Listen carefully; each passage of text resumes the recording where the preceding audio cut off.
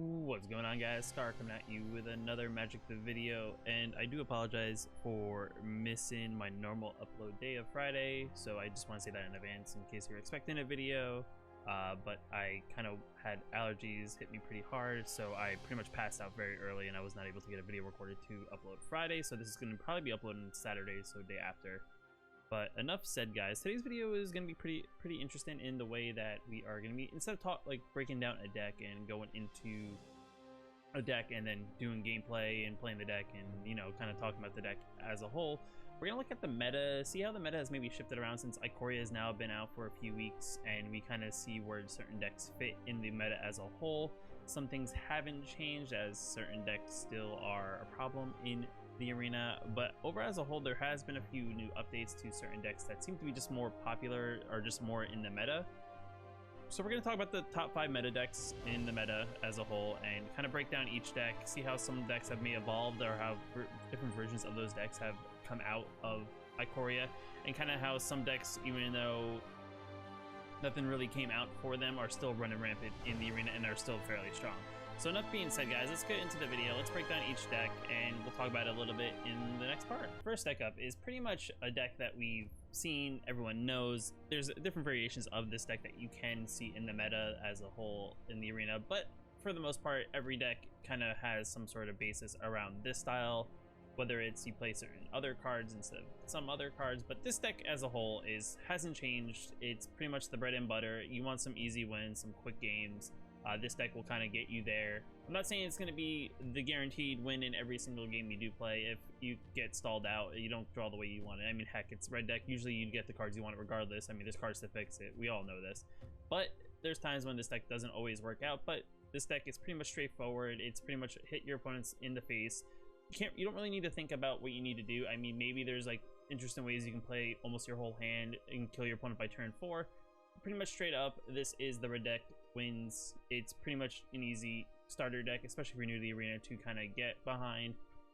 The deck is pretty straightforward. There's maybe a few mythics in it, a few rares that make the deck better, but there are versions of this deck that you can find out there that play more uncommons, play more smaller creatures, decks that are a little bit cheaper. But this is probably the best of the best version. I mean, I pulled this deck list from AetherHub. Most of these deck lists that I pulled are from AetherHub, just basis of that. They're a mixture of people who have uploaded videos of these particular decks, and these decks have placed. So this is like the most recent deck that placed in a Magic the Gathering arena event. So this is kind of what they ran, and they did, I believe they went undefeated based on what it was. I'm not sure if this was a first place deck in the sense that, like, if it was just like a 5-0 or one of those type of situations, but this is the list pretty much straight up. So we'll go over the deck list even though it hasn't changed. We're going to start off with 4 Fervent Champions because the first strike case, go turn 1. I mean, especially in best of 1, this card just pretty much, you know, it hits your opponent and your opponent can't do anything about it. Scorch Trader just because it's a good card, one cost, 1/1, attack it, it deals 1 damage to your opponent automatically, then another 1 in the face. Shock just for any of that spot removal early game in case they play something to kind of get in your way to make you attack. Robber the Witch because why not? I mean, we're unloading our hand by the point that you attack this on turn 2. If you do get it on curve, pretty much we're taking a card from our opponent's deck, regardless of if it's a land card that gets thrown in the exile. But we may get one of their cards and now we have an ability to play it during our turn, which is not bad. Runaway Steamkin just because, you know, another good 2-drop. Every time we play a red spell, this thing gets bigger, and on top of it we can remove 3 counters and pretty much get a free mana to play another thing. We know in a turn that we may swing in, this may be a 4/4, it may be an Embercleave turn. We can get rid of the 3 red mana, play our Embercleave, swing in for game for all we know. Annex because unless they exile this thing becomes a problem, so pretty much they have to kill this, or every time one of our creatures dies, we get a token, and pretty much that's how that works. Bone Crusher Giant, just another shock and also a creature out of it, and whenever they target the creature with a spell, it gets 2 damage to that spell's controller, so pretty solid right there, just because it's a solid 3-drop for a 4/3. Late at the stage, this is the card that's one of our bread and butters. Our hand's looking a little low, we dealt damage to our opponent, we tap 1 for the spectacle cost, and pretty much we draw the top 2 cards of our, exile the top 2 cards of our library, and until the end of next turn we can play those cards. So we're missing that land, we're missing that Evercleave, we're missing that Torbrand. We're going to find it more than likely from this late at the stage. Phoenix of Ash, just a 1/of, just a little flyer haster. You know, we can escape it from our graveyard just in case anything gets added to the graveyard, and we can tap 3 and can pump it up. Pretty solid right there. Nonetheless, just a little bit over the air flyer. Torbrand because, yeah, you know, let's make our red spells do more things. This is probably, in this scenario, if you want to play all the red spells, it's probably the better alternative to Obzinath, I think is how you say his name. The new companion guy that came out that only allows us to play odd cards. So Torbrand's the original. He still gets the job done. I mean, pretty straight, solid forward. Ember Cleave, because, you know, Ember Cleave, why not give our creature +1/+1 and double strike. On top of it, this card comes in with flash, and depending on how many creatures we're attacking with, it gets cheaper to cast. So, I mean, overall, a solid card. 4 Castle Embereth, because, you know, we like to pump our creatures as we attack in, and 18 Mountains just to make sure, you know, we draw enough land to get the job done. As a whole, I mean, red deck didn't get really anything major from Ikoria. It pretty much plays the same list in general. Like I said, a couple tweaks, couple here, a little bit there. Overall, it's still the same red deck as a whole. So next deck up is going to be Rakdos Priest, I would guess is the best way to call it. Rakdos Cat Oven deck, whatever you want to call it. I mean, pretty much the deck hasn't really changed in the most part. It is Rakdos color scheme. It also plays Priest of the Forgotten Gods. The one additional thing from Ikoria that really, I think, makes this deck a lot better is Loris and the combination of Serrated Scorpion. Pretty much Loris is the bread and butter of this deck, since the card deck itself doesn't play any creature cards higher than 2 cost. Pretty much you play Loris maybe turn 3, turn 4, maybe when your graveyard's gone a little bit full. And pretty much the way this deck plays is, of course, you play your Cauldron Familiar, you get it on the battlefield. You know, our opponent gains 1 life, our opponent loses 1 life, we gain 1 life. Sacrifice a food, get it back on the field. Serrated Scorpion, another 1 cost, 1/2. If this dies, it deals 2 damage to each opponent, and you gain 2 life. So just like Cauldron Familiar, Serrated Scorpion is another one of those solid cards. Then the first one, because why not take something of our opponents and attack their own face with it, and then maybe sacrifice it to our Witch's Oven, which is up next, which is good for our Cauldron Familiar. Maybe we're just looking also to get some food. I don't really know. We can also throw our Proxa to it to get some extra food tokens to get our Cauldron Familiar out even more without having to actually sacrifice our Cauldron Familiar in case our opponent tries to spot removal it. Heartless Act for that little bit of spot removal. Mire Triton yet again to throw some cards into the graveyard, maybe to get some stuff for Loris to recast from the graveyard, and or maybe to get some fodder for our Crocs to go out on the battlefield. Mire's Grasp, another solid card to target a creature -3/3 for 2 costs, not too bad. Priest of the Forgotten Gods, 1/2, sacrifice 2 creatures. Any number of target player each loses 2 life, sacrifices a creature, we get 2 mana, and then we draw a card. Solid ability, super duper annoying. This is the card your opponent's going to want to kill off, especially when they're playing against you, just because this ability by itself, especially if our opponent's playing a slower deck where they maybe only play a creature or 2 tops a turn, and this is definitely going to slow them down, and you're going to get a lot of advantage for getting that 2 mana and plus that additional card.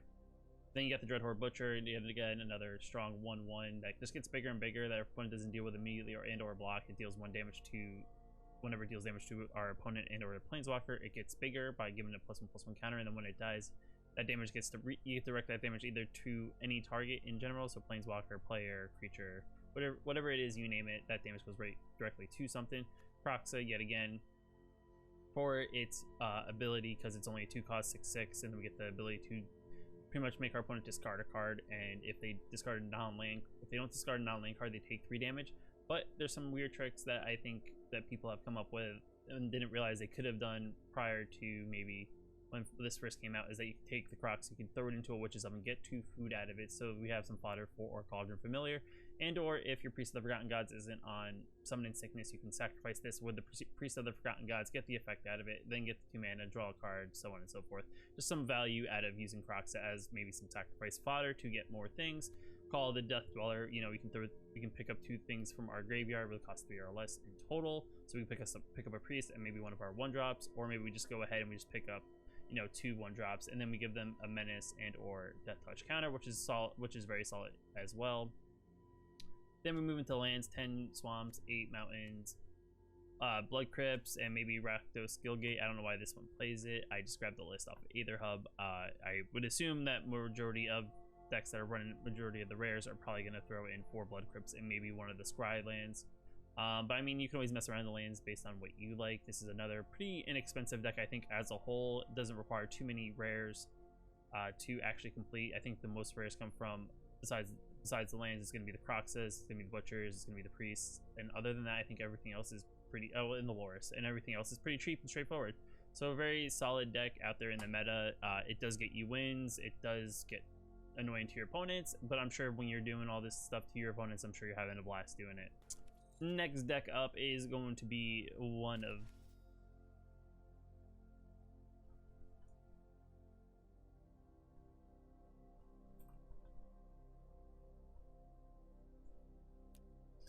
Next deck up is going to be one that is been the deck that has been reigning supreme, I think, in the past month or two of the meta, and that is Fires of the Intervention deck. It's a pretty straightforward deck. It is very expensive when it comes to building, just because majority of the decks run a lot of mythics and or rares, so to build it, especially as a newer player, is a little rougher. But if you do get the cards, it is good. It even has gained a few cards that make it just that much better. One of them being the new companion Karuga, which pretty much prevents from us playing anything cheaper than 3. But the benefit we get from playing Karuga for that ability is so beneficial that we can still be okay as long as, even if we don't play 3 drops, because there's other ways for us to go around it, which we'll get into as we go through the cards. But overall, Karuga and then Inspired Ultimatum are just 2 solid cards that got added to this deck to just make the deck even better. So start off, we got the Karuga. Our deck is going to contain only cards that are 3 or greater, and then when he enters the battlefield, he draws a card for each other permanent we control with a converted mana cost 3 or greater. So like I said, our creatures are 3 or greater, our permanents are 3 or greater. Overall, the deck is just tons of things that are 3 or greater, so maybe when he comes out turn 5, maybe you are already drawn 3 cards at least, if not more. Then you got the Brazen Borrower, you know, a bounce effect for 2, which is one of our ways to get around playing things less than 2 or 3 mana. And also it's a 3 mana 3/1 flasher, so we can flash it in maybe after we bounce something back in case we want to get rid of it. Then you got the Mystical Dispute. Why not? Let's add the 1 Mystical Dispute. You know, we can counter target spell for 3, and if our opponent, if it's a blue spell, we can tap 1 blue instead, and we can counter it. So pretty solid there. Bonecrusher Giant, another 3-cost creature, but has the Stomp ability, which is 2 mana and deals 2 damage, can't be prevented to any target, which makes Bonecrusher Giant a 2 for a very solid additional ability for this Fires deck.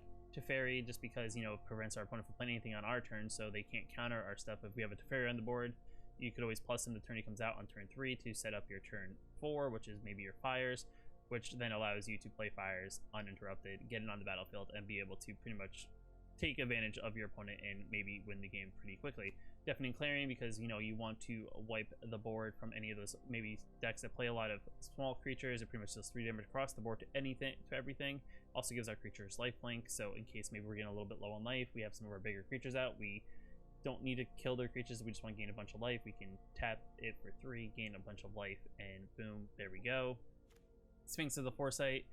This is the only deck that really plays Sphinx just for its ability, because it's a 4-cost 4/4 flyer. And if we have this in our starting hand, we get to scry 3 at the beginning of our upkeep, which kind of sets up the beginning of the game.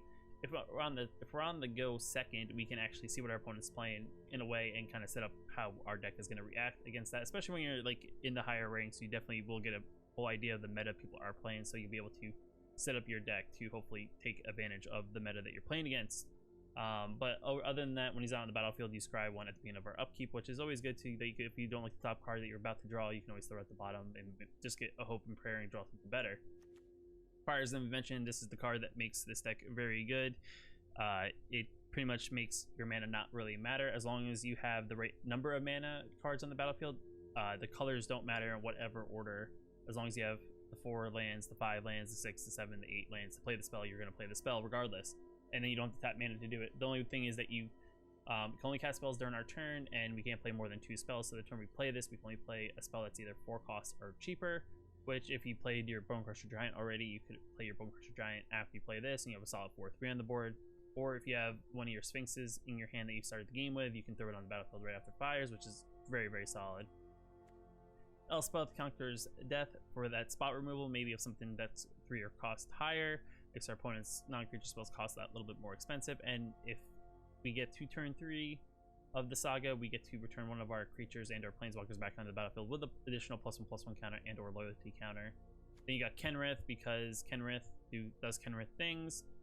It has the ability to make all our creatures have trample and haste. All creatures have trample and haste. We put a +1/+1 counter, we gain a little bit of life, draw some cards, or if we had the black in the mana, we put target creature card from our graveyard onto the battlefield underneath our control and pretty much use it to attack our opponent. Decent effect. I mean, you can splash into 1 black if you really want to do this, the last effect, but overall solid card just to get maybe finish off the game. Cavalier Flame, another one of those things that we get to do a tap mana ability. If we're playing for the free fire's cost, we can tap it. Turn it comes into the battlefield on turn 5, at least for two uses of the effect. Give it +2/+0 and hasten all our creatures +2/+0 and hasten until end of turn. And pretty much at that point, if our opponent doesn't really have much on the field, we could pretty much seal the game right then and there. Overall solid card. The other benefit of him is when he comes onto the battlefield, we can discard any number of cards and we draw that many cards. So pretty much if we have a handful of duds, like we have you know, some spells that aren't going to affect our opponent, like some Deafening Clarions, or maybe we just want to get rid of some things to kind of dig a little bit deeper, get something a little bit stronger, we can throw them into the graveyard, draw few more cards, and pretty much replenish our hand, and we'll be good to go. Inspire Ultimatum, because why not? Let's just throw a 7-cost spell into the deck, deals 5 damage to our target player, gains 5 life, it deals 5 damage to any target, and then we draw 5 cards just to re-ammo up what we're doing. Play at the beginning, play at the end. Overall solid use of the card. Like I said, the lands are pretty much all over the place, you know, plains, castles, islands, swamps, mountains, hollow fountains, steam vents, 1 temple, I guess yet again the guild gate, but you don't have to. You could throw in some maybe higher, more sacred foundries, or maybe a temple of triumph, triomes, and fabled passages. But overall, this deck didn't really gain too much, but it gained enough to still be one of the top decks in the meta currently out in the arena. So the next deck up is probably the most budget friendly out of all the decks. It doesn't actually require any rares to actually get this deck going, other than maybe the Loris. You can still play with common mana. You don't have to play the mana to play all the spells that are in the deck, but that is going to be the cycling deck that has come out. You may have seen this in the meta if you've been playing Magic the Gathering Arena, but like I said, this deck is the cheapest in the sense that you only need commons, uncommons, and a couple rares to just even get the deck in playing mode. I mean, I would say the top tiers versions are thrown into those splash lands that play, you know, 2 colors that, you know, you can play your red and or white spells, which is going to be majority of the spells you are going to play. You can throw in a little bit of blue to play maybe some of your blue spells if you really want to play them, but overall the things you want to look at in this deck are probably playing the Flourishing Fox on turn 1 if you have him in your hand, just because if he gets so big, our opponent either has to remove him directly and or, you know, they just have to get him off the field eventually, because their deck plays such cheap cycling. This thing gets really big really quick, and the benefit of this is that we dump cycling cards into our graveyard, which is for the Zenith Flare, which we can play later in the game if our opponent's already low. But Loris is another companion in this deck, just because, like I said, our companions are very cheap, very basic, in the sense that they don't cost a lot. Our most expensive companions 2, we play multiples of those, plus the Flourishing Fox. But the Loris can get those cards back on the battlefield in case they do get targeted and killed off. So Flourishing Fox, for its solid effect, you get 1 or 2 on the battlefield, and then you can also use them to cycle for 1. The theme in this deck is majority of the cards are cycle for 1. There's a couple exceptions where they cycle for 2, but most of the time we're cycling for 1 all the time, which is very beneficial, so you don't need much land to kind of get things bigger. And just because cycling is not a spell, we can cast it even if the Teferi's on the battlefield, which would prevent normally us from playing spells on our opponent's turns, which allow us to draw a card for 1 and also maybe get some additional effects. The Footfall Crater, also yet again 1 cost. Enchant land, target creature gains trample and haste on end turn. Maybe you get this later in the game and you just want to end the game and your opponent has something on the battlefield, but you don't have the Zenith Flare. You put this on one of your lands, tap your land, give target creature, like our Flourishing Fox, and maybe it's an 8/8, trample and haste. Even though it already can attack, you just give it haste just because, but the trample is what you're looking for, just to do the damage over the top, maybe to kill off our opponent. Then you got the Draineth Healer. More than likely, unless you're playing like a mono red deck or a deck that's dealing damage to your life, you pretty much are going to use him for the 1 cost cycling, just to pretty much just pump our Fox. And then the next guy, which would be our Valiant Rescuer, which is another guy, whenever we cycle a card for the first time each turn, we get a 1/1 White Human Soldier token onto the battlefield, which if we get him out early enough, we can get a pretty decent army and build that up, and then eventually go in and attack with a bunch of tokens, plus him, plus our Flourishing Fox. It gets pretty crazy pretty quickly. Start on the Development is another cool little splice card. Pretty much it's in the deck at the base just for the cycling of cost of 1. But let's just say you attack him with your Flourishing Fox. It's only a 2/2, but you only have 2 mana open. Or maybe you have, I don't know, maybe you have a Flourishing Fox that's a 1/1, but you played on turn 2, so the most you can get it is a 3/3. But our opponent has like something on the field that you're not sure if you want it to if you want to do it. But what you can do is you can play this little trick. What you can do is you can attack with your Flourishing Fox, put this on it, it becomes a 4/4. Maybe it lives from a battle. I don't really know. It's just a weird little trick that you can do to make your Flourishing Fox or one of your creatures a little bit stronger without your opponent noticing. But like I said, most of the time you're playing it for the cycling of 1. Drannith Stinger, another card, can play out on the battlefield if you want to. Whenever we cycle a card, we deal 1 damage to each opponent. You don't really need more than 1. You can play more than 1, but like I said, a lot of the cards only have a 1 cost cycling. You want to use these cards for their 1 cycling cost, but like I said, you can play this one on the battlefield too, but I wouldn't play too many because the more you play creatures on the battlefield, the less you have to cycle. So more than likely you're going to cycle this for 1. Go for blood. You can use for its ability in case you want to get rid of 1 big creature on the battlefield, and you can also cycle it for 1. You don't have to fight a creature, but the cycling for 1 is very, very strong. We play Memory Leak, which again is another spell we don't, we're more than likely unless you splash the 1 black to play. You don't have to play it, but it's there. But you can cycle this for 1, even if it's a 3 cost spell. Next up is Frostveil Ambush. It's a 5 cost thing, which taps up to 2 target creatures. As creatures are untapped during control next untap step. Yet again, the theme here, we're going to cycle it for 1. Boon of the Wishgiver, same thing. We can pay the 6 mana and draw 4 cards, or we can tap 1 and cycle it. More than likely we're going to cycle it. We're never really going to play this for 6, just because our mana can be better utilized instead of spending 6 mana on this. But the other card that's the bread and butter of this thing is the Zenith Flare. It's an instant speed spell that is red and white, 4 costs. It deals X damage to any target. You can gain X life, where X is the number of cards with cycling in our graveyard. So pretty much the theme of the deck, as you can see here, is to attack our opponent very early. Hopefully by turn 4 they're kind of sitting at like 10-ish health, maybe, give or take.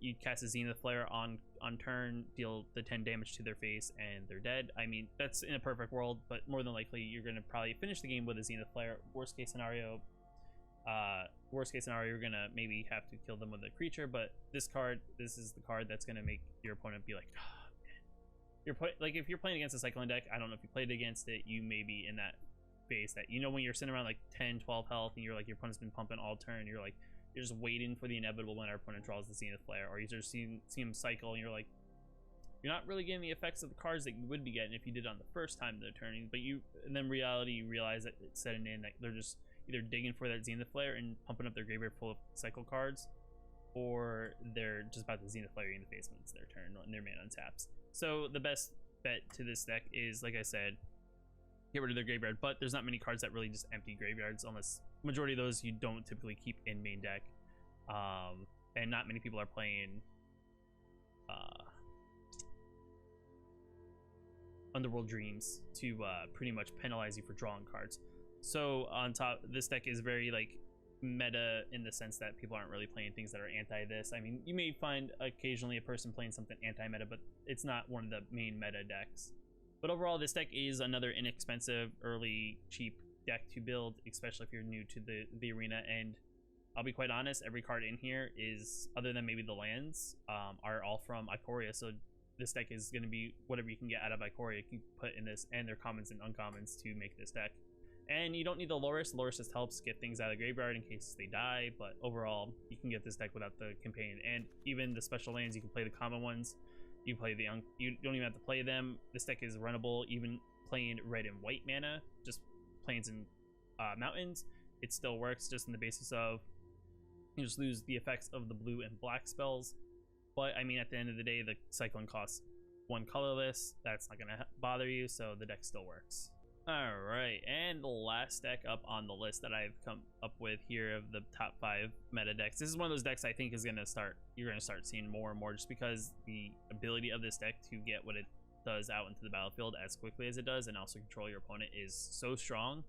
That is the Lukka token sacrifice. I don't really know if there's a proper name, but it's pretty much a buyer's deck that is Jeskai mana, that pretty much the goal of this deck is to get some tokens onto the battlefield to then use for Lukka to then get an Agent of Treachery onto the battlefield and take our opponent's things. Of course, another deck in another set that pretty much gets your Agent of Treachery onto the battlefield for cheap.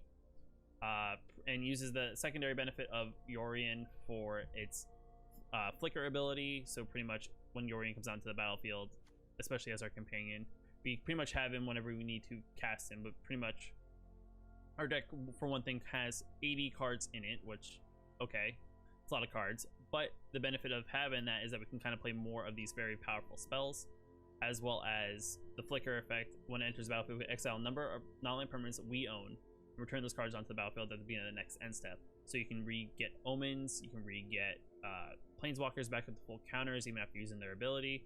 If you have an Agent of Treachery onto the battlefield or multiple, you can get their effects yet again.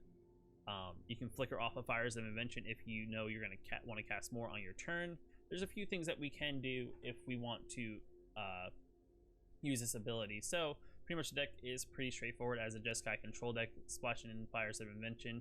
We're not really countering too many things, but we do run the Mystical Dispute, so you have the Yorion to pretty much flicker the stuff.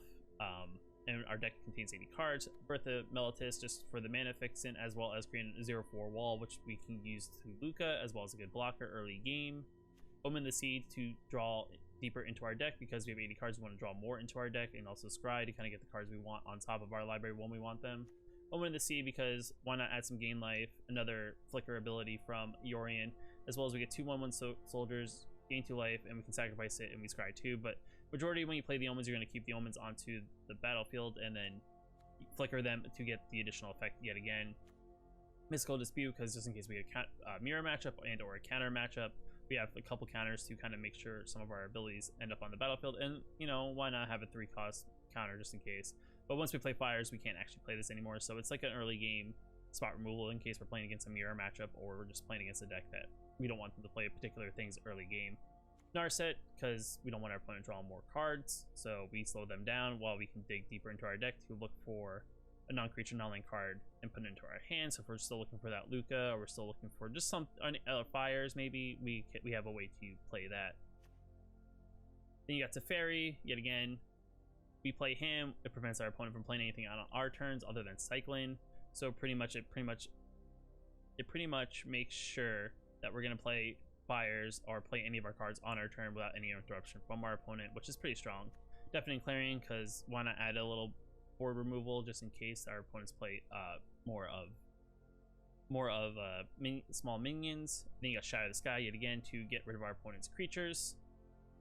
Mythos to make a copy of any permanent, and if green and red was spent to play this, we can have that creature fight one other creature we don't control. I mean, that's not the ability. The ability would be we could play the Mythos on an agent or a Lukka, or maybe our opponent played an Elspeth Conqueror's Death, we could play that.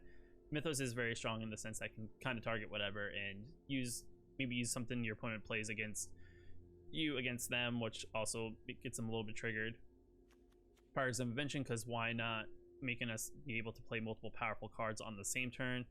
I mean, the one frustrating thing I think that everyone gets frustrated with his fires is that, like, the idea that on turn 5 your opponent can play 2 spells on the same turn that are both 5 costs is why this card is one of those cards that just in any fires deck, regardless is this one or the typical fires deck, is why this card's so good. It's just that you play 2 very strong, powerful cards on the same turn that normally you would have to play on 2 separate turns, and that's why it's as strong as it is, and not have to tap any mana to do it.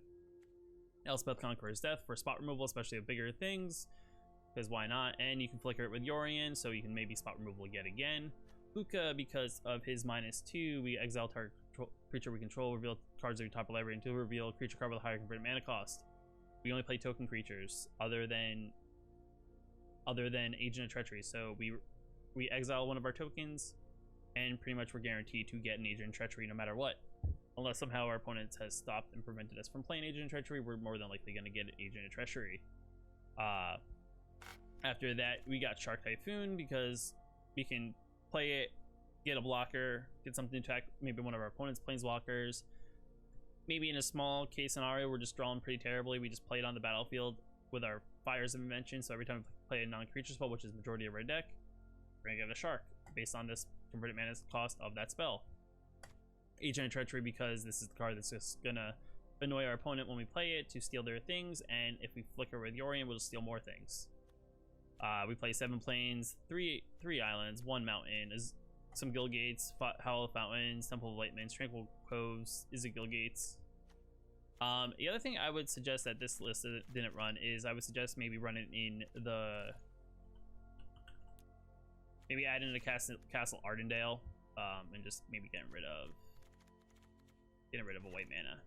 Just because, you know, the idea that you can play this, get an additional creature token from playing this is just maybe a little bit extra of a staple to add into the deck to make it work better.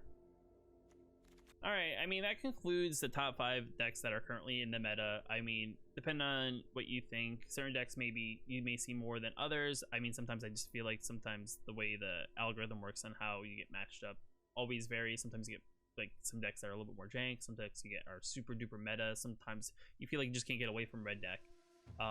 But overall, I mean, this is kind of how the meta is currently shaping up for the current season that we're playing in. These are the most common decks that I think people have been playing, at least in the past 7 days, if not the past 30 days. Like I said, my resource for this was using Aether Hub. I'm just going based off their meta calculator and just showing like the decks by deck type in the past X amount of days. I'll leave a link for each one of these deck builds down below in this video. If you guys like this video and like this kind of idea where we do something a little bit off type based on normal just gameplay videos, let me know down in the comments below. If you like this video, slap that like button, definitely helps the channel out a lot. And also, if you want to know when I post more videos, hit that subscribe button and I'll catch you in the next video.